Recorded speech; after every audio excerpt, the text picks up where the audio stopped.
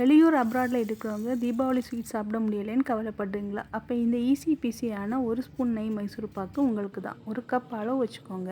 1 cup கடலை மாவு பேனில் போட்டு ரோஸ்ட் பண்ணி தனியாக எடுத்து வச்சுக்கோங்க. அதே பேனில் 1 கப் வாசனை இல்லாத எண்ணெய், 1 ஸ்பூன் நெய் சூடாக்கி இந்த மாவை கொட்டி கரைச்சி வச்சுக்கோங்க.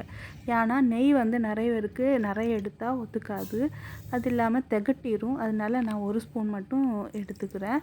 இன்னொரு பேனில் 2 கப் சீனி, 1/2 கப் தண்ணீர் ஊற்றி ஒரு கம்பி பதம் வந்ததும் கரைச்ச மாவை ஊற்றி 30 நிமிடம் கைவிடாமல் கிண்டணும்.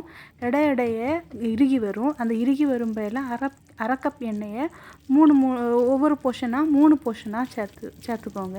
லாஸ்ட்டு 3ஆவது போர்ஷன் எண்ணெய் சேர்க்கும்போது இறுகி வரும்ல, அதுலேருந்து கொஞ்சமாக எடுத்து ஒரு பவுல் தண்ணியில் போட்டிங்கன்னா இது மாதிரி உருண்டு திரண்டு வரும். அப்போ க்ரீஸ் பண்ண ட்ரேயில் போட்டு செட் பண்ணிக்கோங்க. இது மாதிரி வீடியோஸ் வேணும்னா லைக் அண்ட் ஃபாலோ பண்ணி ஷேர் பண்ணிக்கோங்க. பாய்.